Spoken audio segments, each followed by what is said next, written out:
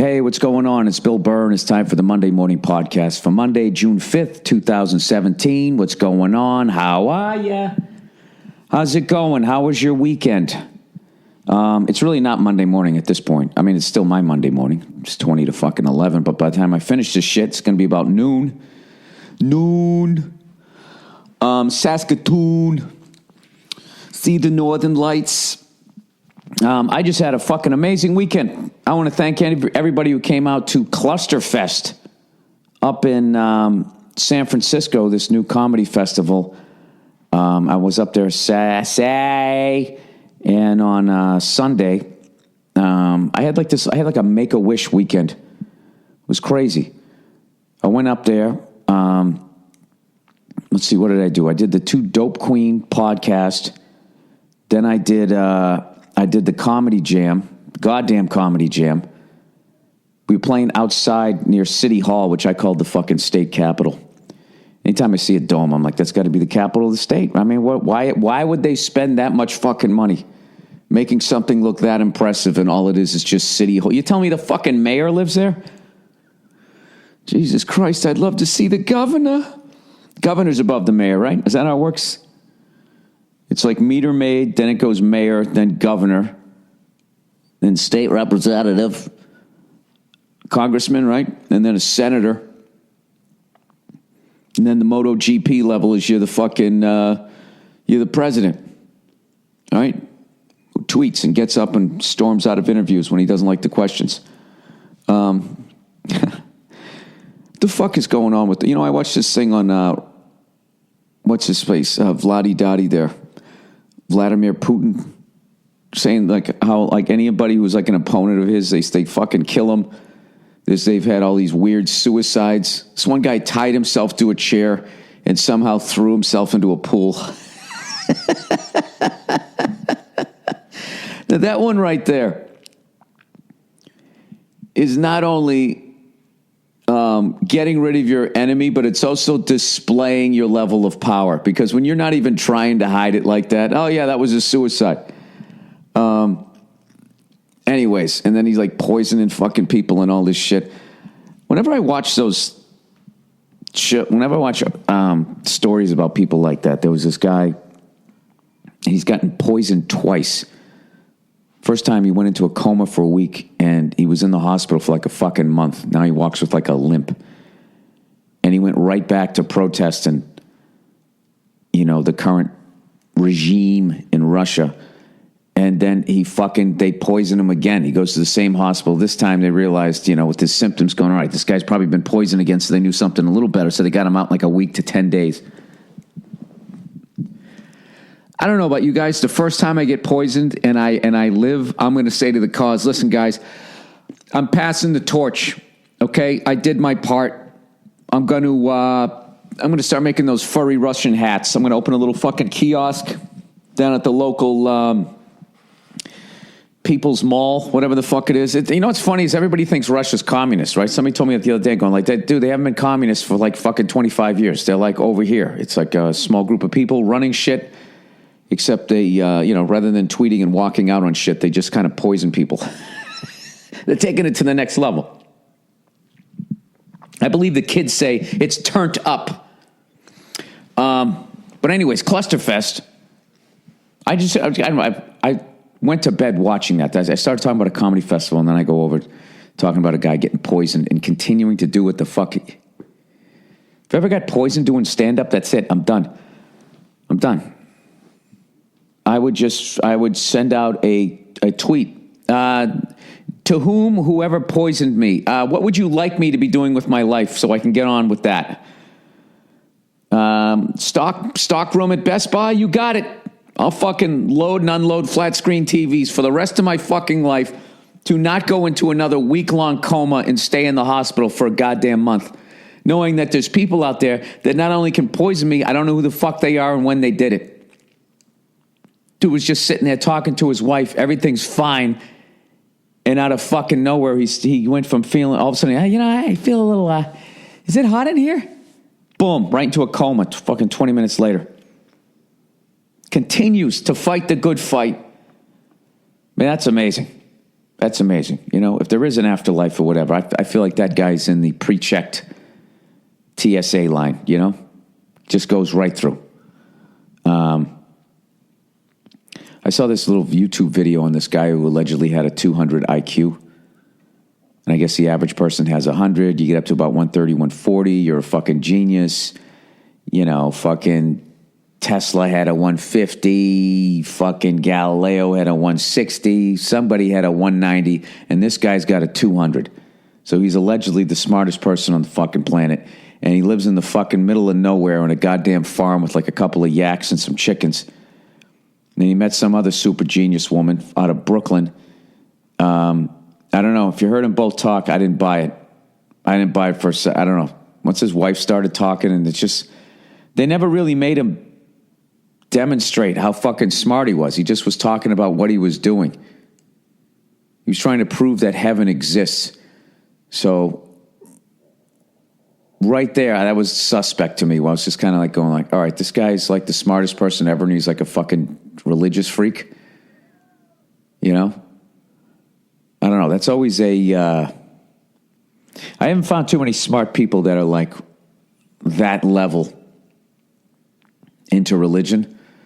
I have found smart people into religion, but they're kind of like, hey, this is what I believe. If you don't believe it, I get it. But, you know, it works for me, so have a nice day. As opposed to telling you you're going to fucking burn forever or some shit. I don't know. Like I was trying to prove the existence of heaven. What about hell? Does that exist?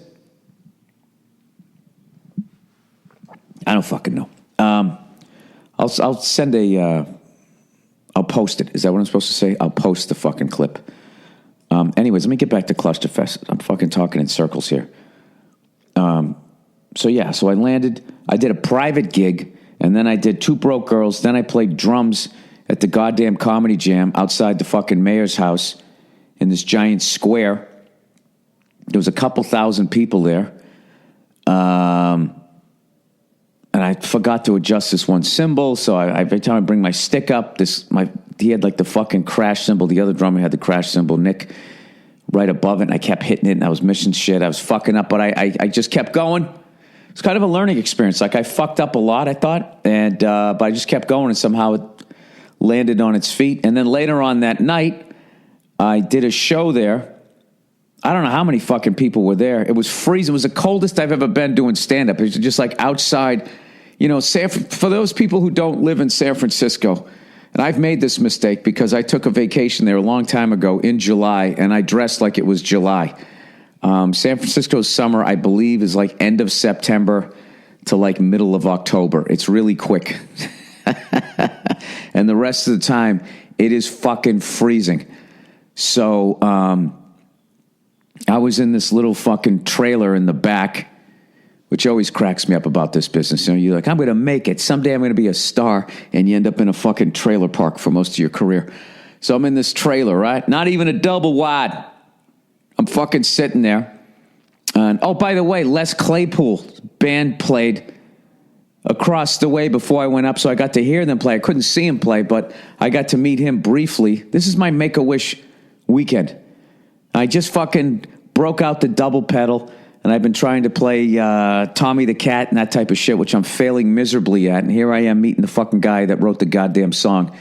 He was cool as hell. His band sounded amazing. So I was standing there, and I did a show. It was me, Joe DeRosa, and Pete Davidson. And I was sitting in the trailer trying to get warm, learning from the East Coast, going, all right, if I'm already cold with my hoodie and my jacket on, I need to take this shit off and let my body adjust. So when I go out there, when I put the hoodie and jacket on, I'll be all right. That's something you learn as a kid.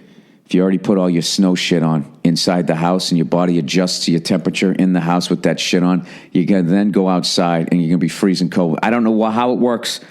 That's how it works. You got to take your fucking jacket off. So I was doing that. And as I'm doing it, I'm listening to DeRosa, and he's murdering. And, like, the laughs he's getting is not opening a show laughs.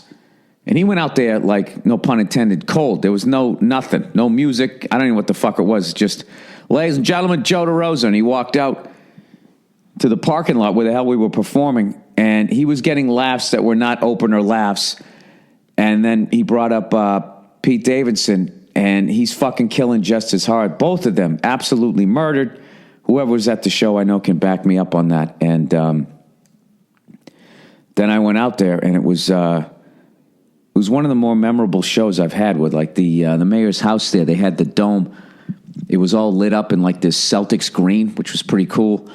And where they'd sat everybody, there were like these traffic lights that were telling you to walk or not walk. And I kept, was seeing the sign when they were counting down whether it was safe to walk across the alleged traffic that was no longer there. I kept thinking that was like the end of my set.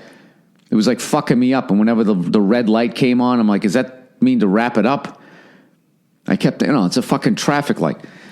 I don't know. Anyways, so I did that. And then on Sunday, and then I went to a big after party. Got to hang out with DeRosa, Big J, Nate Bargatze, all these fucking guys, man, just having a great time. And then the next day, I got to interview Jerry Seinfeld, promoting his Comedians in Cars Getting Coffee. That's going to be out on Netflix. And I can't even tell you how fucking nervous I was to do that.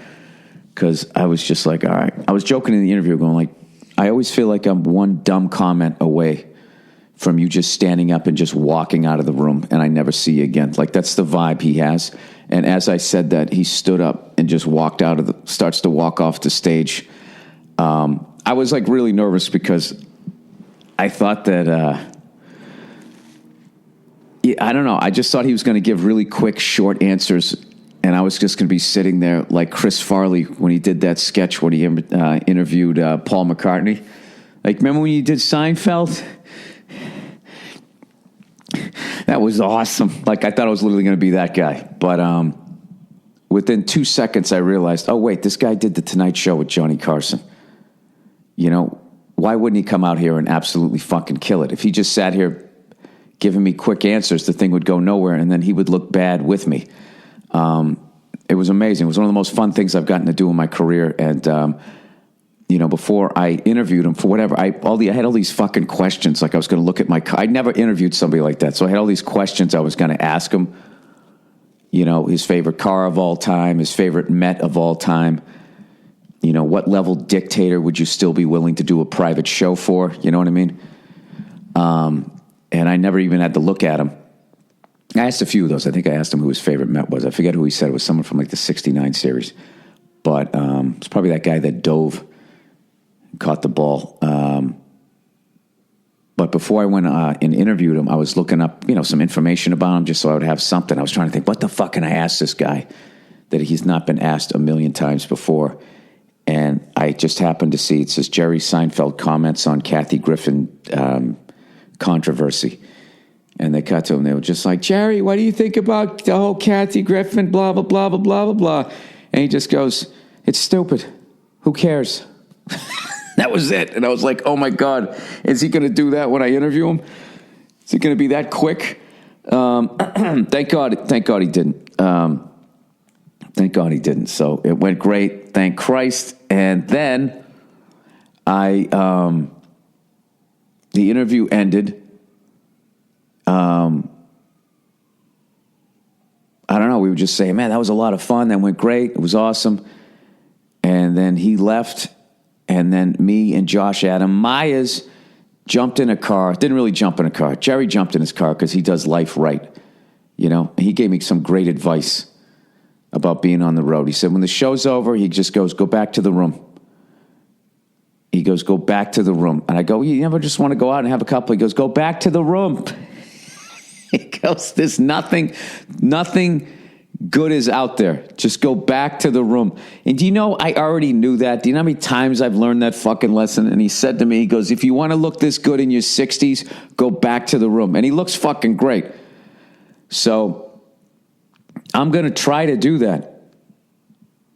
How do you go back to the room? You don't go back to the room. You have no stories. I'm going to be in Montreal this weekend. How do I go back to the room? One of my favorite cigar bars in the fucking world is there. How do I go back to the room? But I have to tell you, every time I go back to the room, I'm hating it right until I get to the elevator. And then I go up in the elevator and I go into the room and I put the TV on, and the second I get into the bed, I'm like, oh my God, this is awesome. This is fucking great. I don't know why. I just, I think I finished the show. I'm wired. I'm excited it went well. And then I go on the road with friends, and they're always, what do you think? Maybe go have a couple, 2 or 3? And I always say yes. So anyway, so the show ends. I've learned to go back to the room. I've also learned to have the car service right fucking there. Like Jerry. It was just like his act. There was no fat on him fucking leaving the stage, going to the dressing room, getting his shit, and he just walked right out. And I go, yeah, of course. I go, look how, this is how you do your life. The fucking car's ready. My guy's like, I don't know where the fuck he is. And he just laughed, and he just got in his car, and it was over. So I usually don't have any sort of a car service. I usually just walk out. Okay, so the reason why I have a car service was because I had tickets to go to Game 2 of the NBA Finals. My Make-A-Wish weekend continues. So my car guy goes, yeah, I'm fucking down the street in the car garage. And I go, all right, so we're right here. I told him where we're at. Come to the stage door. The dude comes to the stage door on foot and then walked us back to the fucking car. The show ended at 3:45. The finals started at 5 o'clock. So I'm like, what the fuck, man? So we walked all the way over to this parking garage, got in the elevator, went downstairs. I'm in the parking garage with the crowd. It's the most anti-show business thing ever. It's the most anti-Elvis left the fucking building. It was fucking pedestrian. It was shameful. I should have had my you're in show business card revoked. So we get in the car and we're sitting in the traffic with the fucking crowd to get out of the parking garage. Nothing VIP about it. Complete fucking moron I am. So we ended up, me and Josh were riding in the car over, and we're just laughing, going, dude, we're going to the fucking NBA Finals. Whatever the fuck you say it. And we had a couple of cigars, and we said to the guy, who turned out to be the greatest driver ever, we were like, dude, is it okay if I don't get the guy in trouble? He may or may not allegedly have let us smoke the cigar in the back of the car. And we ended up getting to the finals, and we missed about half of the first quarter. And it's just one of those things. Like, I can't believe I'm here. And I love that fucking arena. It's going to be a shame when they leave it. I'm going to tell Warrior fans right now, enjoy that arena, because your next arena is not going to be that loud.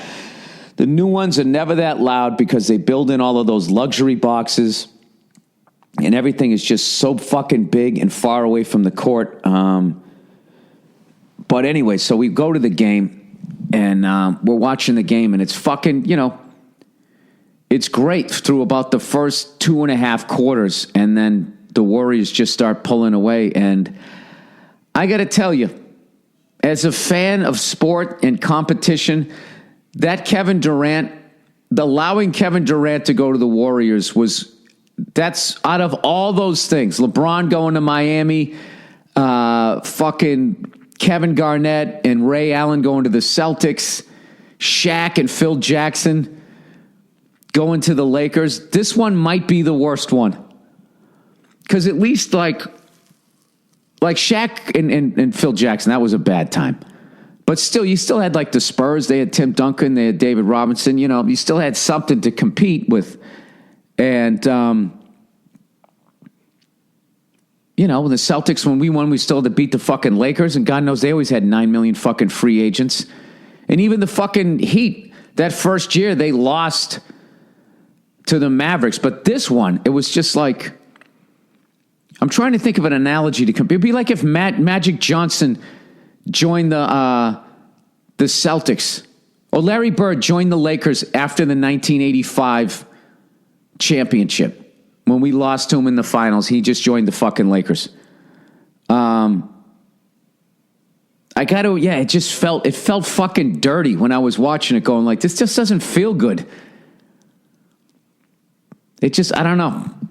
I was at an NBA final game, and I was actually bored, which is funny because I thought when I was at home, I didn't know what the Warrior fans were chanting when they were saying, Warriors, Warriors. I thought they were chanting boring. Boring. I literally thought that that's what they were saying because they were so much. Look at last year's Western Conference Finals. That was fucking unbelievable. That 7-game series with the Thunder and the Warriors. And then you look at last year's NBA Final, was fucking amazing. Went 7 games and was won in the last second by the Cavaliers. It was incredible basketball, incredible level of competition. It was amazing. And then, I don't know. I don't understand how the Chris Paul trade was bad for basketball, but Kevin Durant going to the Warriors. And then just watching them puffing their chests out and punching their fucking chests and the crowd going crazy as if they don't realize what they're watching. Like acting as though like, yeah, man, this year's our year. Last year you beat us, but you know what? We dug down deeper. No, you didn't. You didn't. You picked up the best guy that almost fucking beat you last year and added it to your team. It was like, I don't know. Every time they get to within 3 to 5 points, which I have to tell you is pretty fucking amazing when you're playing a team. They haven't even lost a game yet. They've lost 1 game since February. And they were already playing like that before they had Kevin Durant. So I'm not trying to rain on people's parade here or anything, but I really don't have anything to say about the game other than I watch sports to watch competition.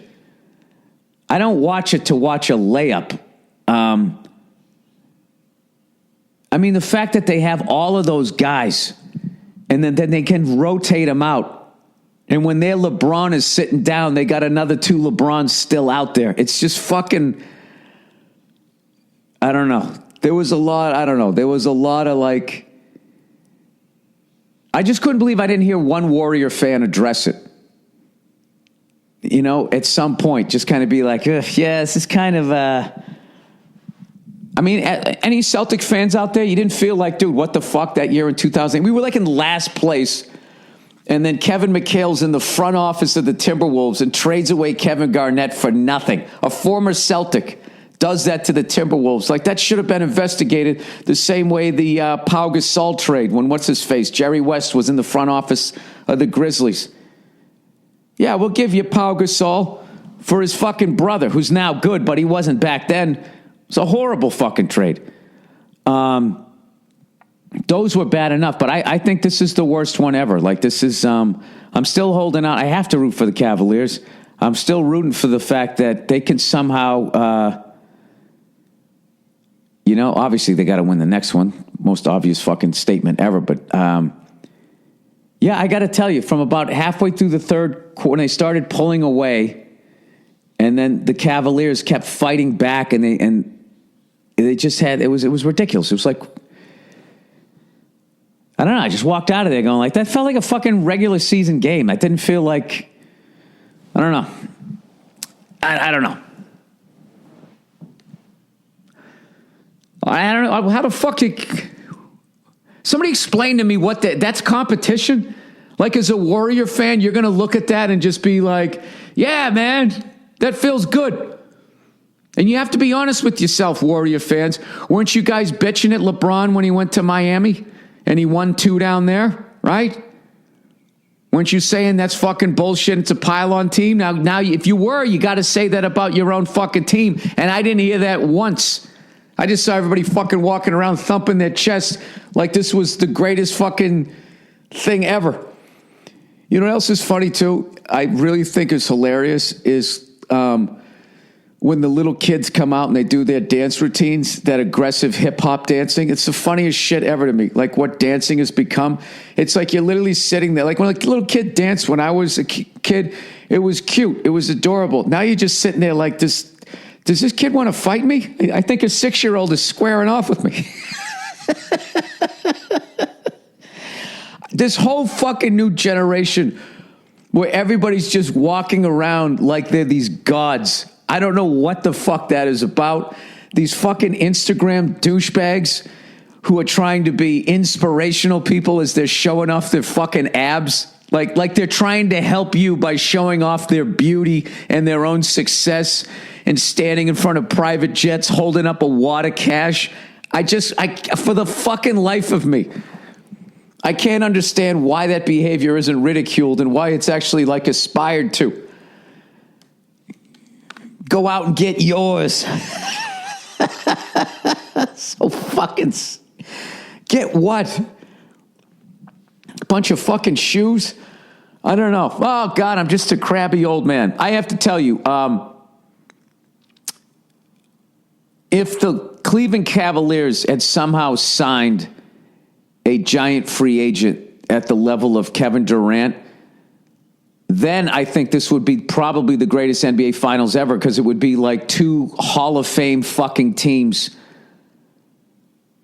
going at it with each other. And then even if I always hated that fucking, I hate the super teams, as you can obviously tell, but at least if you have two of them going at it, then it becomes interesting. Like back in the day when the roided up free agent Red Sox went up against the roided up free agent Yankees. I know it was bad for baseball, but at least there was another roided up free agency fucking team out there. This is just like, I don't know. I just don't understand how you play a team that has the talent that LeBron has, and it's like fucking child's play because you got this fucking juggernaut you just signed, and I don't know. It was weird. It was a weird feeling leaving there. So I think I fucking I don't know. I think that was a little too long. I probably talked about it too long, but like I was so excited to go to the fucking game, and then you just... It would have been nice if one Warrior fan went like, yeah, it's kind of bullshit, but, LeBron did it in Miami, so does that kind of make it okay? I mean, hey, that guy touched a kid, so why can't we touch a kid, right? Isn't that how it works? Yeah, I was joking with Josh. I go, dude, that felt dirty. And then I also have to tell you, I absolutely fucking cannot stand the West Coast fucking sports fan. I just cannot stand them. I did not hear one intelligent thing yelled during the game. I mean, their commentary is different reads of oh shit. Now that's it. Nobody fucking seems to know what's going on. There was one guy behind me going, oh, I never seen the Cavs come out with this lineup. Oh, they're going big. There was a couple of people, but everybody else was just fucking mouth breathers. Just waiting for the ball to go through the net to be like, oh, shit! They don't want none of this! Sorry, didn't mean to fucking blow out your ears there. All right, I'm done fucking whining about that shit, but it is bullshit. It is. I actually heard, this is a fucking West Coast sports fan. I went into the bathroom, and somebody yelled out, 2 championships going on 3, and somebody goes, 2.5. We got 2.5. Now, I don't know if he was saying like they should have got it called a championship last year, or they're already racking this one up because they already fucking were going to win game 2. I don't know. I don't fucking know. I have no idea. I hope that's what that guy was saying. Do you think I shit on the whole fucking thing long enough? I really didn't think it was going to go that long. I'm already fucking 28 minutes in. All right, let's do a little bit of advertising here. Oh, by the way, rest in peace, Blue Apron. Blue Apron decided not to continue advertising with me because I said, when I was reading the copy, it says, when you have fresh ingredients, food tastes better. And I was like, really? Fresh ingredients tastes better? That's the reason they're claiming that they stopped wanting to advertise in the podcast. Not because 6 weeks ago I read that story where they were, going to farmers markets trying to box out the little man, I know that's what it was. I know that they just were like, well, we can't do it now, or he's going to bring that shit up, that filthy shit that we allegedly did up again. So we're just going to wait, and we're going to wait for him to do one fucking read that we don't like, and then we're going to be out. Come on, Blue Apron. How dumb do you think I am? Huh? Stop going down to farmers markets allegedly. What do you want, John Cougar Mellencamp to have to write another fucking song? Is that what the hell you're going after? All right, here's our old friends. They don't give a shit how I read these. I like these guys. This is old Zip Recruiter. Are you hiring Do you know where to post your job? Well, are you? Do you know where to post your job to find, you know what? I got to start this read over again. You know what? I was just thinking, I bet if I turned on ESPN, when you turn on ESPN, you know, if and when the Warriors win the championship, I bet those fucking guys, they're not going to address it on any level. They're going to be like, they went 16-0. Where do you put this in the pantheon of greatest teams of all time? I mean, even the 96 Bulls lost 2 games. Is it the greatest team ever? They're going to do that, and they will never address how fucking ridiculous it is and how bad for basketball it was that Durant left the Thunder just to fucking go pile on. Fucking pile on. Anyways, all right. Oh, ZipRecruiter. Are you hiring? Well, are you? Is that what you're doing? Do you know where to post your job to find the best candidates? Talk about the challenge of finding great talent or the importance of finding great talent to a successful business. Oh, I got to tell you, you know, when I walk down the street with my sandwich board going, who's talented? You know, it's really hard. And I always think, you know, I wish there was a better way, you know, because, you know, in order to win, you got to fucking have all the best guys on one team. So they win by 30 every night. Dude, you realize the fucking Cavaliers scored 63 or 64 points in the first half and they were still down by 5? I mean, what do you got to do?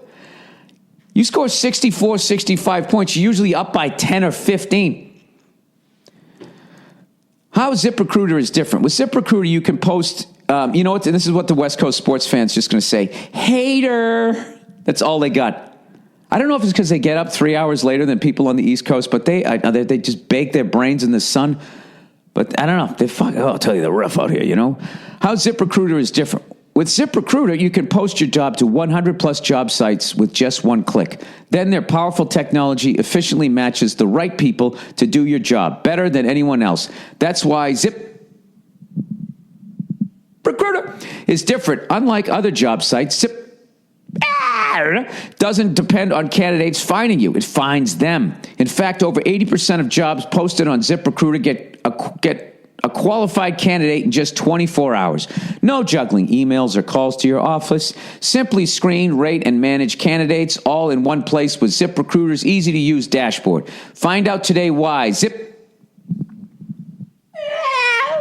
has been used by businesses of all sizes to find the most qualified job candidates with immediate results. And right now, my listeners can post jobs on ZipRecruiter for free that's right. Free by just going to ZipRecruiter.com/Burr. That's ZipRecruiter.com/Burr. One more time for free. Go to ZipRecruiter.com/Burr. All right. How many more of these fucking things? You know, I should piss off more people. I could fly through this part of the podcast. All right. Who do we got here? Oh, Dollar Shave Club. Dollar Shave Club is the smarter choice. You get a great shave at a great price, conveniently delivered right to your door. Do you want to stop nicking your balls when you shave them? You no longer have to schlep to a store to do it. Buy a cheap disposable razor that gave you a cheap shave. Or spend a fortune on razors with gimmicky shaving you didn't need. You don't need to do that shit. And when you use Dollar Shave Club's executive razor with their Dr. Cavi's Easy Shave Butter, the blade gently glides across, giving you the smooth shave. Gently glides over your ball bag and down to your taint. How do you guys shave your balls? Do you go from asshole up to the ball bag? Do you come up and over the horizon? Is the sun rising or setting over your ball bag? Dr. Carver's Shave Butter is transparent for a more precise shave. Helps prevent ingrown hairs and fights razor bumps.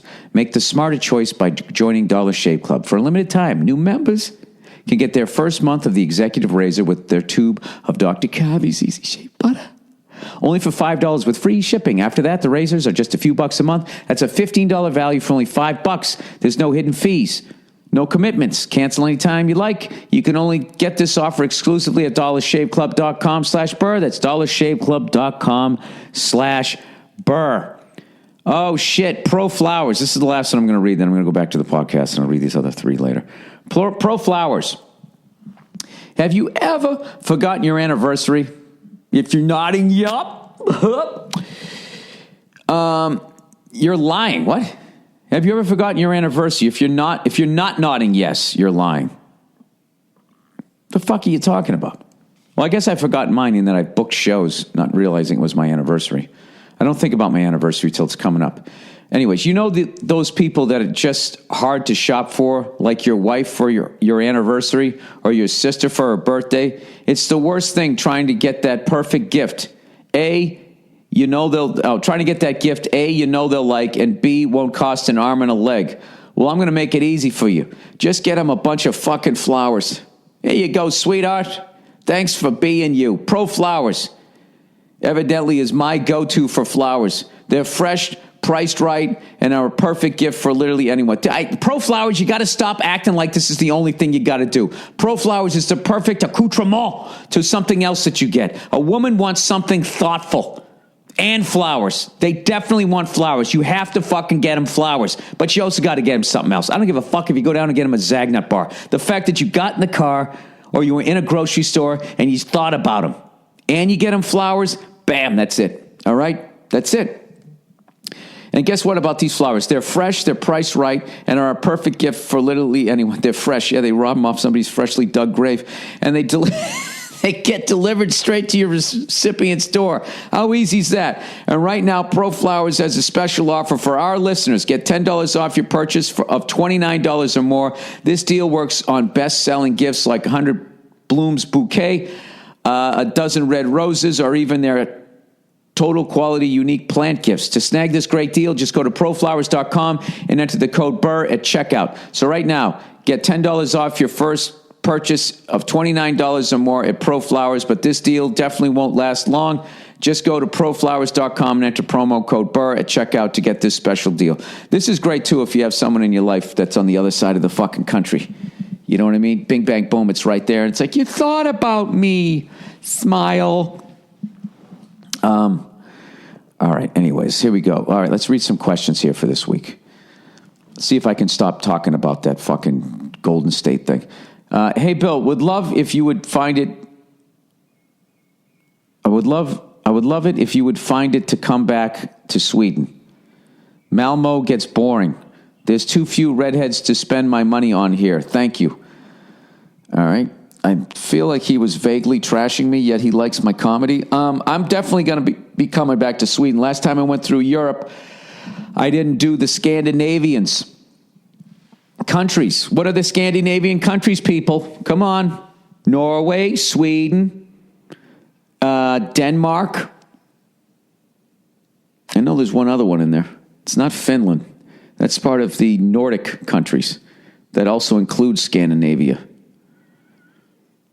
I can't even remember. It's been so long since I was there. I learned that Scandinavia was like 3 countries, and then those 3 countries were part of the Nordic countries, which included Finland and this little island just north of Great Britain. Right? Isn't it something like that? I will definitely be back, and I'll have a brand new hour for you fucking blue-eyed, blonde-haired cunts, and we'll have a great time. From a lovely French lady. Hey, Bill. Hello, bonjour. I just wanted to send a little message and hopefully have it heard that being a videographer myself, I immensely appreciate the graphic work and details and efforts for family. Oh, thank you. Such a great show on so many levels. That's it. All the best to everyone involved with Bill in general and, of course, Bill himself, a French fan from Paris. Hey, guess what, French lady? Femme de la France. Lady of the France. The show is actually, the animators is Gaumont, which is in France. All right? And then, of course, then they farm it out to these people, Big Jump in Ottawa. That's how it works. But you guys are part of the mix. And what's great about France is if you use French animators, an animation company, is you get the government gives a little bit of money and makes it cheaper. It's a smart thing. It's like a Trump thing. They're trying to bring fucking business, into their country, like Trump says he wants to do, as he walks away from the Paris Agreement. It's just a hoax. Climate change, not global warming anymore. It's climate change. It's just a little change in the climate. I saw some lady on TV going like, I think it's good for this country that we do it because we've always been a leader in environmental issues. Yes, we have been a leader. Fucking it up the most as far as I can tell. If I'm to believe what the scientists are saying. Oh, scientists. With their information. Anyways, by the way, thank you to everybody that's been watching season 2. The people have been loving it. And, it's a ton of goddamn work. So thank God you guys enjoyed it or have been enjoying it. Please tell more people to watch it. The more people you tell to watch it, hopefully the more fans we get. And then they'll let us do a season 3. And if not, I'll just have all kinds of free time in my life. It's kind of a win-win for me either way, people. Either I get to continue working with these great people doing this great show, or I'm going to become a hell of a drummer. All right. Well, thank you so much. And I can't wait to get back to France at some point. Just got to wait till the little one gets a little bit bigger. We're actually, you know what I want to do? I was talking to Tania. I want to get like some sort of fucking, French person over here, right? That can, help make my daughter smart because she's got to learn from somebody. I know it ain't going to be me. And if she also teaches her French and teaches us all French, how great would that be? My little cutie pie be over in France being fluent. Huh? How cute would that be? She's sitting up by herself now. It's fucking amazing. She has this look on her face. She's like proud of herself. It's the cutest thing I've ever seen in my life. It's just the best. I'm telling you. It's the best. There's no material in having a kid. There really isn't. Other than your fear that something bad's going to happen to him. But I feel like that's been fucking done to death. You know what I mean? Other than that, it's been fucking phenomenal. Okay. F is for family. Hey, Bill, I'm a big fan of your work. In from Puerto Rico. Oh, hope to see you perform someday here. I watched the second season of F is for Family and is great, even better than the first one. Completely hilarious. Well, take care and keep the good work. Keep up the good work. How would that work?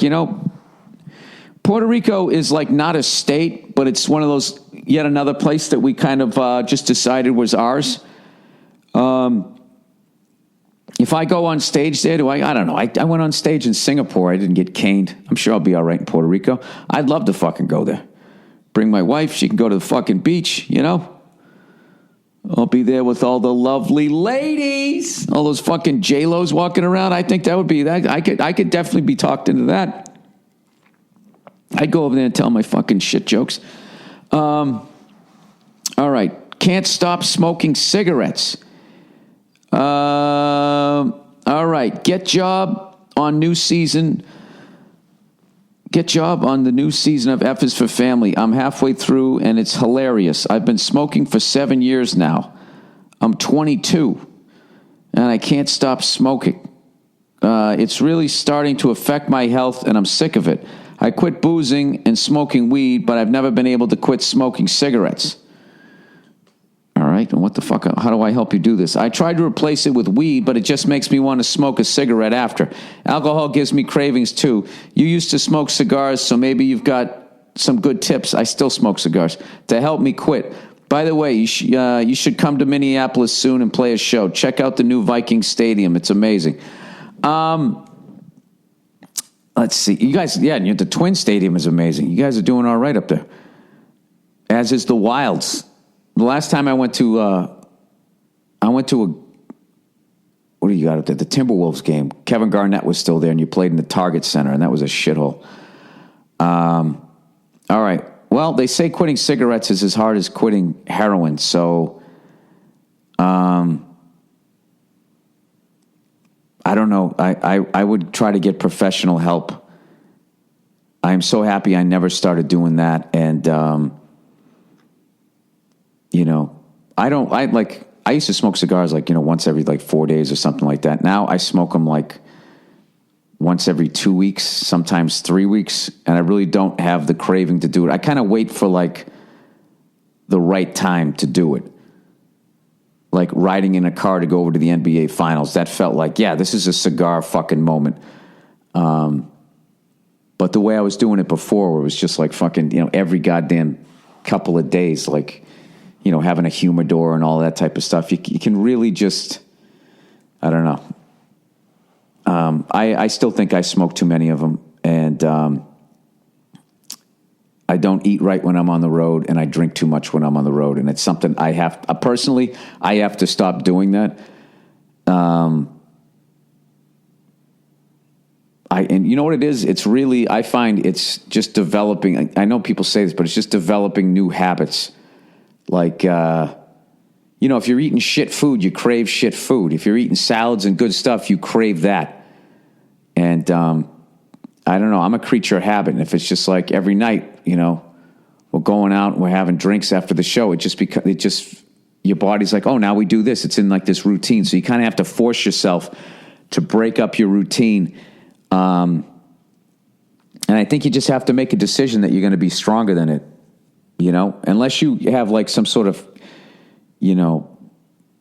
super addictive like personality, like those people, and you got to go into the Dr. Drew house or some shit like that. I mean, I don't know what your deal is, but I would seek professional help. All right, VIP airline. Hey, Bill, that airline with the hot air hostesses exist. It only flies between Paris and New York. Oh, I was talking about a VIP airline. We don't have to go on with people that are going to take their shoes off and put their feet up over the goddamn, stick them between your fucking, what do they do? They stick them between the fucking armrests and that type of thing. Just those goddamn animals. They should just have a first class one. They should have Animal Airlines and then fucking Raised Right Airlines. So he's saying there is a VIP airline, but it only flies between Paris and New York. It's only business class. They give you iPads, feed you chef-made food, and plenty of good French wine. The tickets aren't even that expensive. Treat Nia to a holiday. Best from France. Well, what's the name of the fucking airline? You got to give me the name of the airline, dude. Now I got to look it up. Oh, hey, I got to tell you, I got to look it up. Do I got time to fucking do this? Will my internet even work? Fucking scam that is. All right. VIP airline, New York to Paris. Come on, what do you say? American Airlines, New York to Paris flights, Air France, the Campagne. Discover Paris with a unique all business class airline. I found it. It's LACOMPAGNIE.com. $1,800, dude. You said it was 1,000. I want to see some pictures here. Plan your trip to Paris. Oh, wow. Okay. I'm impressed with their little terminal there. My compagnie. No, dude, I live in LA. So I'm not going to fucking connect through New York. I'm just going to say, fuck it. Use all my miles and jump on a plane. Okay, if we're ever in New York, that'd be a nice thing to do. Maybe if I'm doing a gig in New York, then afterwards we can just go fly out. Yeah, it's a good idea, goddammit. That's a good fucking idea. Who knows, man? I'll ask the wife about that one. You know what I mean? You know how that works. Oh, that was a question I wanted to ask Jerry. I forgot to do it. I wanted to ask him, dude, can you just come home with a new Porsche, or do you have to clear it with your wife? Can you get to a fucking, can you just look at her and be like, dude, I'm Jerry Seinfeld? Look around your house. Do you like this? Echo. All right, heart surgeon busted for filming me taking a piss. What? Dear Billy double take tits. I don't know what the fuck that means. It's hilarious. I heard this story on your podcast last week. This fucking phone keeps vibrating this whole podcast. The phone fart. Wank, wank. What the fuck is all of this stuff? Oh, Jesus Christ. All right. Here we go. I heard the story on your podcast last week about the Oxford student stabbing her boyfriend in the leg with a butter knife and how she was let off easy despite her psychotic actions. I have a similar story that involved myself a little while ago. I'm a musician and was playing a solo gig near some markets in the popular part of Brisbane. Where the fuck is that? I've been there. Oh, that's Australia. Australia. Oh, that was the next thing. Libby said comma and went to the next page. It's fucking hilarious. During one of my breaks, I went to take a leak in the public amenities. I was doing my business in one of the stalls when suddenly I noticed an iPhone slowly coming over the top of my stall to my left. I could only see half of the phone, but could tell the camera was going. Obviously, it took me by surprise, and for about 2 seconds, my head went through a does not compute mode. I was only halfway through taking a piss. I said, "What the fuck?" out loud when I heard the stall next to mine open very quickly. I looked behind me and saw a short, possibly Asian guy running. I tried to stop mid-piss, very difficult, adjusted myself, quickly ran out after him, only to find hundreds of people walking through the markets. I couldn't see him anywhere. I was infuriated. It was infuriating. My first thought was, oh, great. Now I'm going to be uploaded to some, quote, IlovePublicPissing.com porn site. I was really fucking pissed off, no pun intended from this guy evidently, but kind of glad I didn't catch him because I probably would have dragged him by the balls to the police and then they would charge me for assault. I don't think you would because it's a guy-to-guy physical confrontation, and on his phone there would be your dick. Anyways, a few days later I was telling my friend what had happened, and he said that he heard about an Asian German national being caught filming 7 men in the public toilets in the same area, and he found the article online. So it turns out this 26-year-old guy is a trainee heart surgeon on holiday in Australia celebrating his graduation from medical school. Here's the article. What the fuck? Wait a minute. Well, at least he doesn't work on somebody's fucking urinary tract. I mean, he at least had enough discipline to be like, listen, I can't be near the dick area. I don't trust myself. So he's up by the fucking hat. Okay, this article is slowly but surely opening. What is going on in the world? The judge went easy on him and didn't record a conviction because of his promising career. What the fuck? I guess if you're a doctor, you can get away with anything. What the fuck? So just because you're an elite student in this world, you get let off easy for doing really fucked up things? Apparently none of the other men filmed were aware of what he was doing, so I called the police in the area he was caught. They asked me to describe what I was wearing at the time, blah, blah, blah, and said the phone was confiscated and the footage was deleted. I fucking hope so. They also that was him saying that. I just gave it a great read, so it sounded like me. If I could pat myself on the back. They also asked if I wanted to press charges. I said, fuck yes.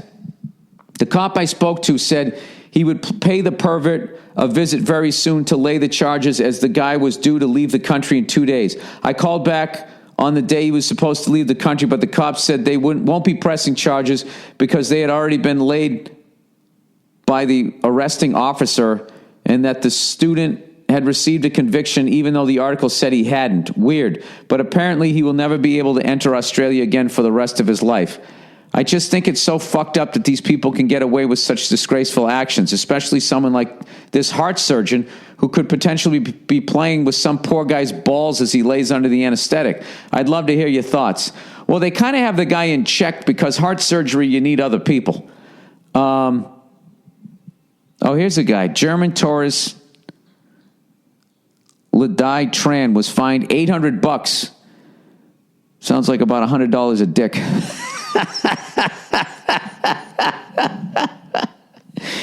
After pleading guilty to seven counts, 7 into 800. So he's about 115, about $115 a whack or something like that. $112, I don't know. Counts of recording in breach of privacy. A trainee heart surgeon. Okay, this guy, 26, a German national. Jesus Christ. Even fucking Asians, if they go to Germany, they become sex perverts. I thought it was just the Germans. What is it with that country? They just into the peeing and the shitting? What the fuck is going on over there? So he's fined $800 after pleading guilty to the Brisbane magistrate on Saturday on 7 counts of recording in breach of privacy. The court heard Lee had been in Australia for a month to celebrate his recent graduation from medical school when he filmed The Naked Men on Friday. Lee filmed 7 men in the space of 3 hours by holding his iPhone over the wall of the neighboring cubicle.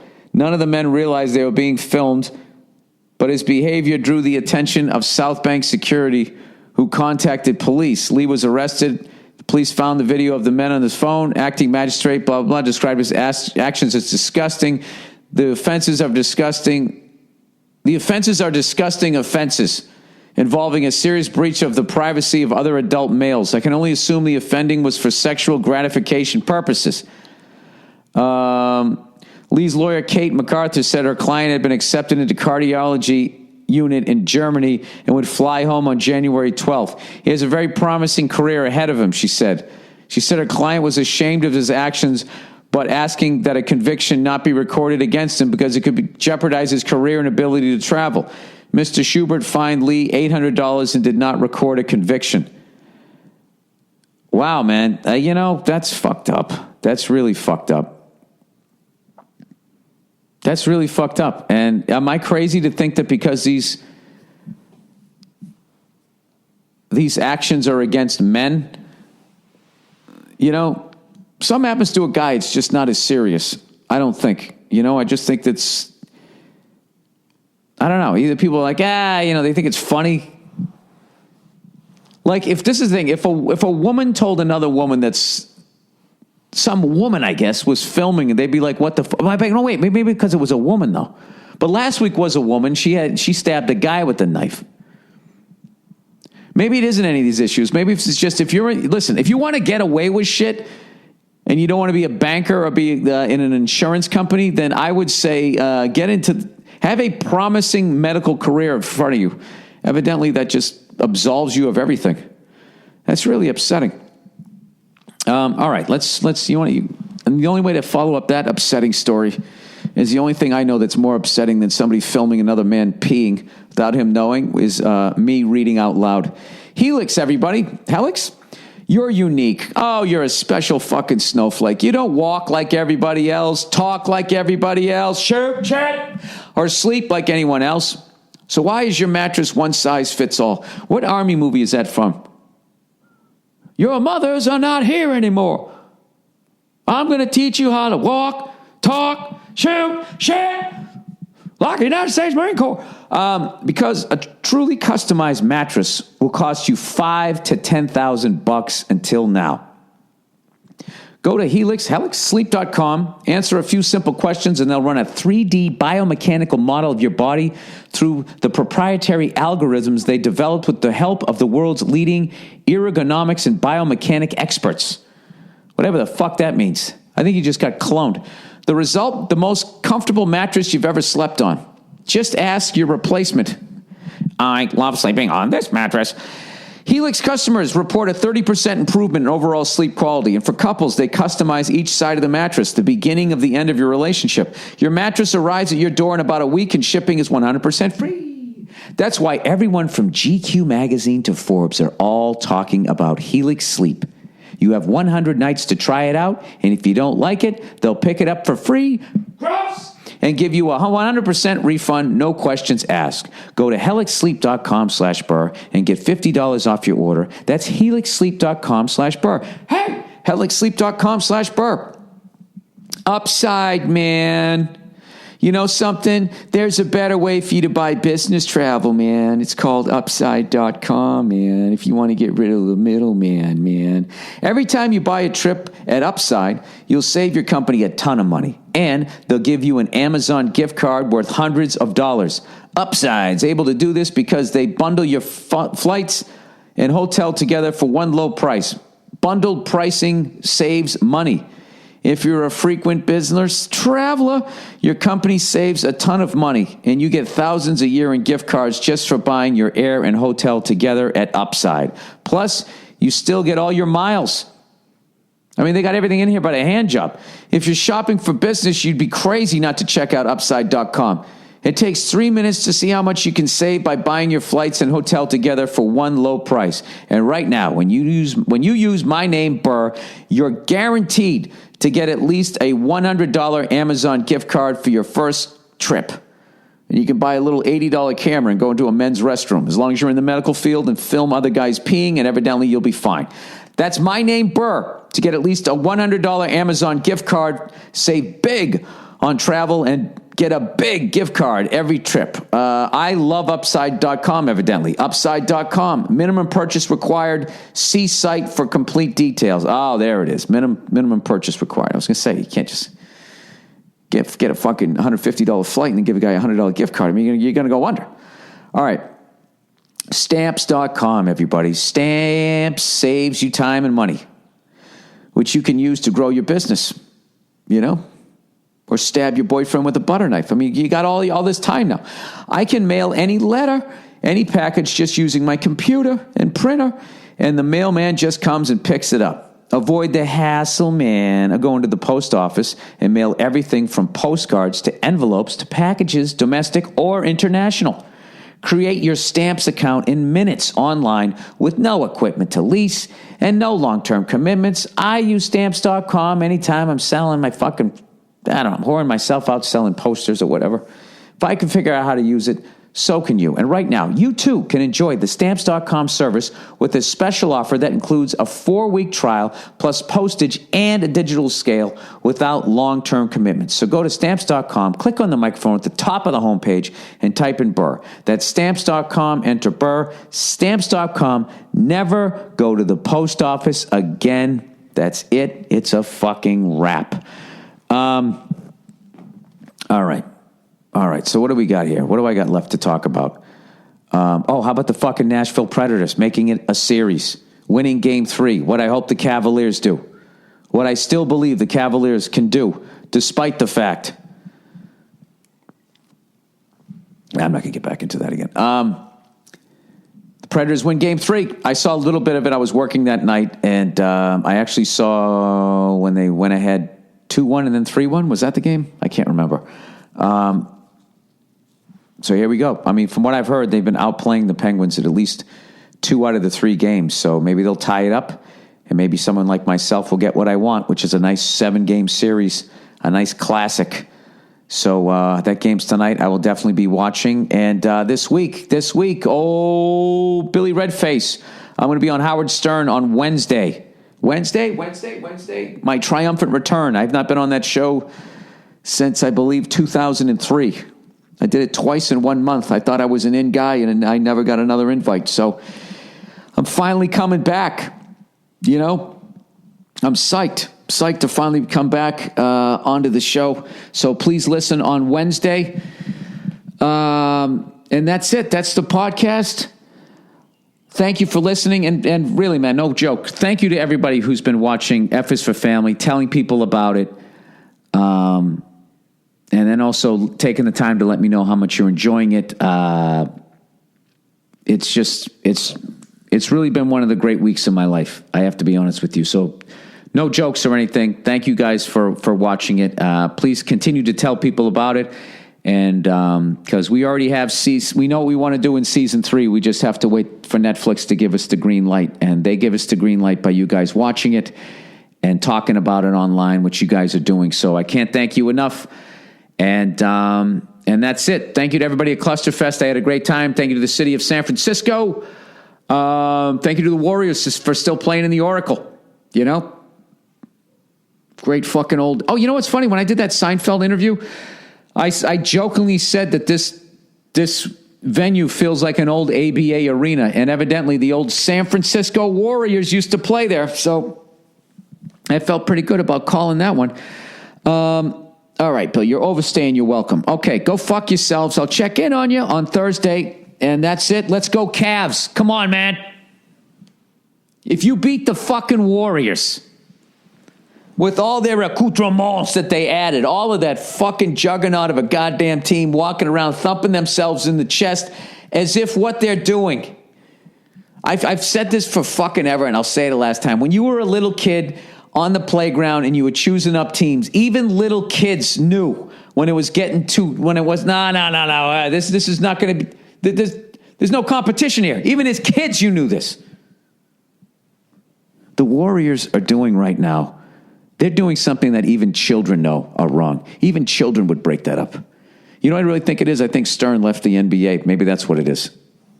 Maybe he would have stepped in. Who knows? I always thought that guy was shady. I do know this. Without a doubt, Cleveland's going to win a fucking game because the NBA does not make money, nearly as much money on a 4-game series versus 5, 6, 7. So at some point, I'm looking for them to fucking just start calling everything on the Warriors. But then again, I am a fucking conspiracy theory fucking freak. I don't know. I still feel like the Cavs have not played their best game yet. All right. I'm going to say they're going to win game 3. Fuck it. I'm putting it out there. All right. Go fuck yourselves. I'll see you on Thursday.